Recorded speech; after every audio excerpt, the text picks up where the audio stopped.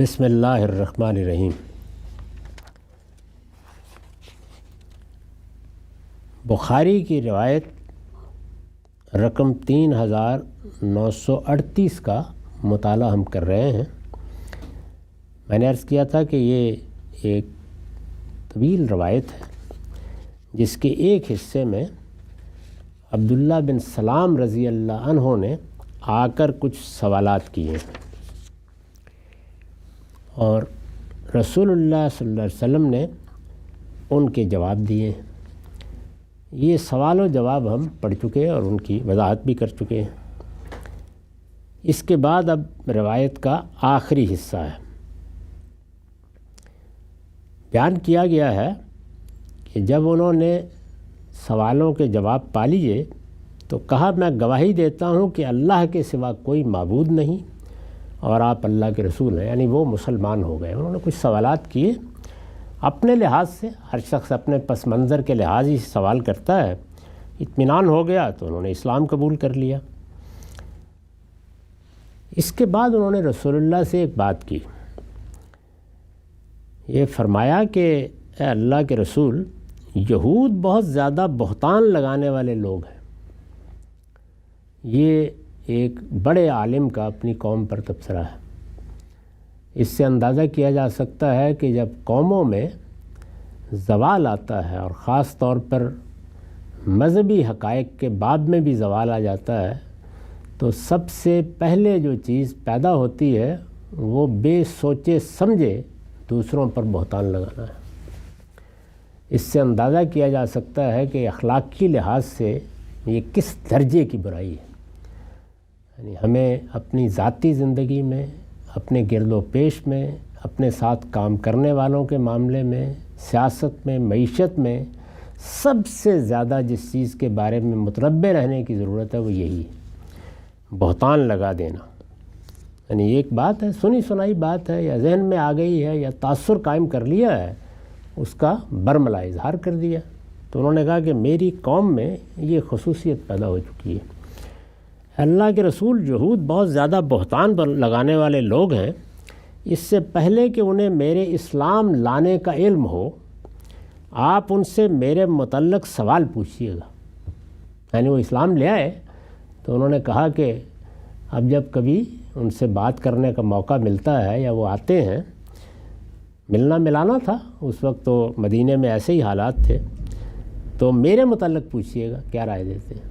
اب یہ دیکھیے، اس میں انسانی نفسیات کا وہ بدترین پہلو سامنے آیا ہے جس پر رونگٹے کھڑے ہو جاتے ہیں۔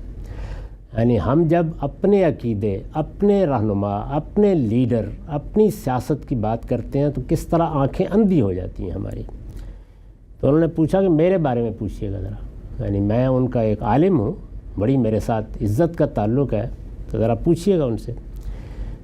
تو یہ کہتے ہیں چنانچہ یہودی آئے، یعنی یہ ضروری نہیں کہ اسی وقت آئے ہوں، کسی دوسرے موقع پر۔ چنانچہ یہودی آئے تو نبی صلی اللہ علیہ وسلم نے ان سے پوچھا، تمہارے لوگوں میں عبداللہ بن سلام کیسا آدمی ہے؟ یہ سوال کیا حضور نے ان سے۔ انہوں نے جواب میں کہا، وہ ہمارا بہترین آدمی، ہمارے بہترین شخص کا بیٹا ہے، وہ ہمارا سب سے صاحب فضیلت آدمی اور ہمارے افضل ترین شخص کا بیٹا ہے۔ یعنی بہت تعریف کی، اس لیے کہ وہ ان کے عالم تھے۔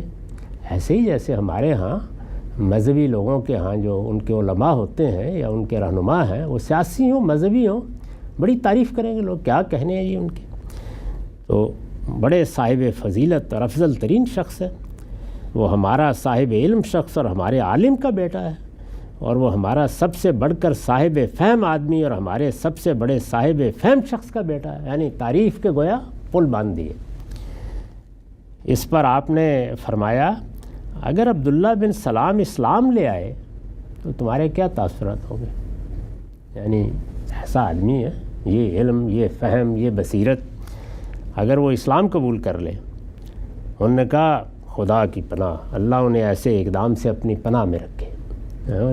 مطلب یہ ہے کہ اول تو کیوں اسلام لائیں گے، ایسا صاحب فہم آدمی ایسی حماقت کیوں کرے گا؟ بہرحال اللہ پناہ میں رکھے، بیوقوف ہو جاتا ہے آدمی بعض اوقات۔ پھر آپ نے اپنا یہی سوال ان کے سامنے دہرایا اور انہوں نے یہی جواب دیا۔ عبداللہ بن سلام ایمان لا چکے تھے اور کہیں الگ سے بیٹھے ہوئے تھے جب یہ لوگ آئے ہیں، تو وہ سامنے آ گئے اور انہوں نے کہا کہ بھائی میں تو پھر اسلام لے آیا، میں گواہی دیتا ہوں کہ اللہ کے سوا کوئی معبود نہیں اور محمد اللہ کے رسول ہیں۔ یہ سن کر ان یہودیوں نے کہا یہ ہم میں سب سے برا اور ہمارے سب سے برے آدمی کا بیٹا ہے، اور ہمارا جاہل آدمی ہے اور جاہل آدمی کا بیٹا ہے۔ یعنی جو پھر منہ میں آیا انہوں نے کہنا شروع کر دیا۔ چند لمحے پہلے وہ عالم تھا، عالم کا بیٹا تھا، صاحب فہم تھا، صاحب فہم کا بیٹا تھا، اس کے بعد یہ ہو گیا۔ عبداللہ بن سلام نے کہا اللہ کے رسول مجھے ان سے یہی اندیشہ تھا۔ میں نے یہ بتا دیا کہ جو مردہ قومیں ہیں وہ اس طرح لوگوں کے بارے میں رائے دیتے وقت اپنے تعلقات اور اپنے تعصب کو بنیاد بناتی ہیں۔ ان کی رائے کی بنیاد علم و عقل پر نہیں ہوتی۔ ان کے اپنے ہیں تو ہزار عیوب کے باوجود وہ بالکل فرشتے ہوتے ہیں، اور غیر ہیں تو ہزار خوبیوں کے باوجود وہ شیطان ہوتے ہیں۔ یہ وہ بہتان ترازی ہے کہ جو رگوں میں اتر جاتی ہے، تو انہوں نے بالکل اس کا مشاہدہ کرا دیا کہ یہ ہے، یہ سب کچھ جو ہے یہ آپ خود دیکھ سکتے ہیں، یہ میری قوم ہے، یہ ان کا حال ہے، ان سے آپ مزید کیا توقع کر سکتے ہیں؟ بس میری طرح کوئی دو چار نکل آئیں گے۔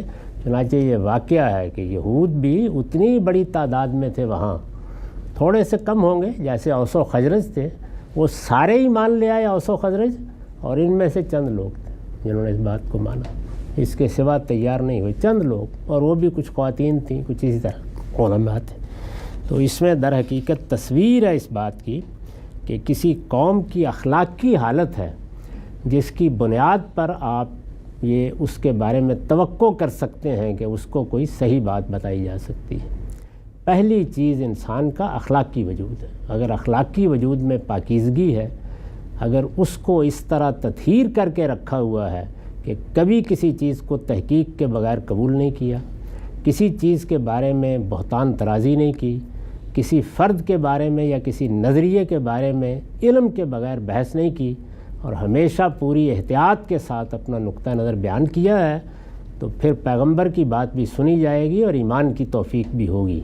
اور اگر یہ نہیں کیا ہوا تو پھر ہاتھ اٹھا لینا چاہیے۔ اور ہماری قوم بھی اس وقت بالکل اسی صورتحال کی تصویر پیش کرتی ہے۔ یعنی اگر آپ دیکھیں تو ہر جگہ یہی صورتحال ہے۔ کیا یہ ممکن ہے کہ کسی شخص سے جو ایک خاص فرقے سے تعلق رکھتا ہے، کسی دوسرے نقطہ نظر کے عالم کے بارے میں یا کسی علم کے ماہر کے بارے میں آپ اچھی بات سن سکیں؟ کیا یہ ممکن ہے کہ کسی ایسے شخص کے بارے میں کہ جو لوگوں کے لیے رہنما بن چکا ہے، لیڈر بن چکا ہے، اور وہ اس کے عشق میں مبتلا ہیں، آپ کوئی تنقید سن سکیں؟ یعنی یہ ہے وہ المیہ جو جس وقت سماج میں ہو جائے، سیاست میں ہو جائے، مذہب میں ہو جائے، تو پھر سمجھ لینا چاہیے کہ یہ ایک مردہ اور بے ضمیر قوم ہے، اس کو مرنا ہے، موت کا انتظار کیا جا سکتا ہے، اس کی اصلاح کی توقع نہیں کی جا سکتی۔ وآخر دعوانا الحمدللہ رب العالمین۔